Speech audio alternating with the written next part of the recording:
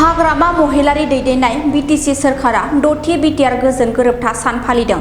थांनाय प्रमोद बर' दैदेननाय इउपिपिएल सरकारा बीटीसी गोरोबथा सान फालियाखैमोन, नाथाय हाग्रामा महिलारि दैदेननाय बीपीएफ सरकारा दथि बिटिआर गोजोन गोरोबथा सान फालिदों। थांनाय इं 2020 मायथाइनि 27 जानुवारियाव एनडीएफबी-एबसु आरो यूबीपीअनि गेजेरजों थामथि बिटिआर एकर्ड आरो गोजोन गोरोबथा खालामजादोंमोन। बीटीसी सरकारनि बानजायनायाव बीटीसीनि बीटीसी-एलए नब्लंआव दिनै दथि बिटिआर गोजोन गोरोबथा सान फालिदों। हाबाफारि बायदियै फुंबिलि समाव बीटीसीनि मावख'आव थानाय बड'फा उपेन्द्रनाथ ब्रह्मनि मुसुखायाव बिबार बावो। बे हाबाफारियाव बीटीसीनि गाहाय मावफुं सोद्रोमा हाग्रामा महिलारि, बीटीसीनि लेङाइ गाहाय मावफुं सोद्रोमा रिहन दैमारि, रिटायार आईएएस हेमन्त नार्जारि, राज्य सभानि एमपि रोनगोरा नार्जारि, बीटीसीनि डिपुटि बुंथिगिरि बिजितगोरा नार्जारि, बीकेडब्लिउएसीनि chief Mihinishwar Basumatary, MLA Lawrence Islary, बीटीसीनि मावफुं सोद्रोमाफोर आरो एमसिएलएफोर, माखासे दुलाराय बर' फरायसा आफादनि सोद्रोमाफोर, एक्स एनडीएफबीनि सोद्रोमाफोर आरो गुबुन गुबुन बर'नि आफादफोरनि सोद्रोमाफोरा बाहागो लादों।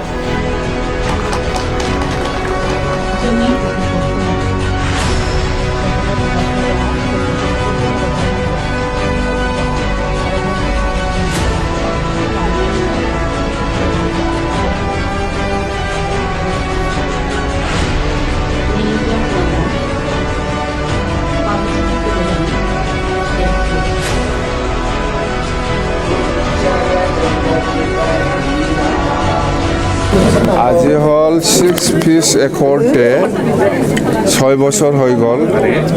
সেইটোকে আমি বিটিসি গভৰ্ণমেণ্ট হিচাপে বড়ো সমাজৰ যিমান দল সংগঠন আছে আৰু সিগনেটাৰী সকল আছে বড়ো পিস একৰ্ডৰ, যেনেকৈ আপসু, যেনেকৈ এনডিএফবি আৰু বিটিসি বাহিৰত থকা আমাৰ বিকেডব্লিউচি যিমান লিডাৰ্ছ আছে বা কৰ্মকৰ্তাসকল আছে সকলোকে আমি ইনভাইট কৰি পেলাই আজি বিটিসি গভৰ্ণমেণ্টে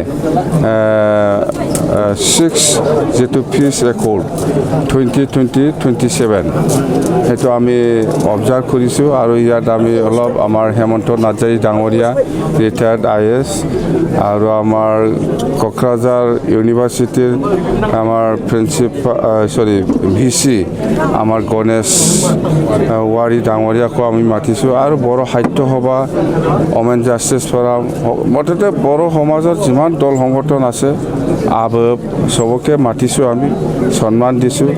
আৰু এই একৰ্ডটো কেনেকৈ হৈ গ'ল আৰু ইয়াৰ কি দফা ইমপ্লিমেণ্টেশ্যন হৈছে হোৱা নাই আৰু আমাৰ দায়িত্ব কি, বড়ো সমাজ হিচাপে জাতিটো কেনেকৈ আগুৱাই লৈ যাব লাগে, এইবিলাক গোটেই বিষয় লৈ আমি আলোচনা কৰিছোঁ।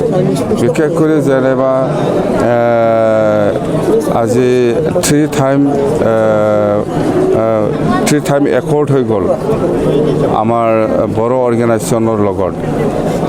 তো 3 টাইম একৰ্ডৰ পিছত এই বিটিসি অঞ্চলৰ কিমান উন্নতি হৈছে হোৱা নাই বা উন্নতি যদি কৰিব লাগে ইয়াৰ কি ইনফ্ৰাষ্ট্ৰাকচাৰৰ প্ৰয়োজন বা কি ইনভেষ্টমেণ্টৰ প্ৰয়োজন, এইবিলাক গোটেই কথা আমি আলোচনা কৰিছোঁ। নিশ্চয় আমি যেহেতু আমি এতিয়া বিটিসি চৰকাৰৰ দায়িত্বত আছে, সেই হিচাপে মই কৈছোঁ যে যিমান পাৰে মই এনডিএফবিৰ চুক্তিৰ যিটো দফা বা আপসুৰ লগত আপসু এনডিএফবি আৰু বিকেডব্লিউচিৰ লগত যিটো চুক্তি হৈছিল ইয়াৰ দফাবিলাক মই চাই পেলাই ইমপ্লিমেণ্ট কৰাটো যিহেতু চৰকাৰৰ দায়িত্ব, সেই হিচাপে মই কৈছোঁ যে মই আসাম গভৰ্ণমেণ্টৰ লগত এপ্ৰ'চ কৰিম। আপোনালোকৰ যিখিনি দফা ইমপ্লিমেণ্ট হোৱা নাই বা আৰু যদি সময় দিয়ে তেতিয়া আৰু গভৰ্ণমেণ্ট অফ ইণ্ডিয়াক আমি এপ্ৰ'চ কৰিম। এইবিলাক কথা মই ৰাইজৰ ওচৰত মই সেইটো প্ৰতিশ্ৰুতি দিছে যে মই যিমান পাৰে সোনকালে এইখিনি ক্লজ বাই ক্লজ ইমপ্লিমেণ্ট কৰিবৰ কাৰণে মই দায়িত্ব ল'ম বুলি মই কথা দিছোঁ।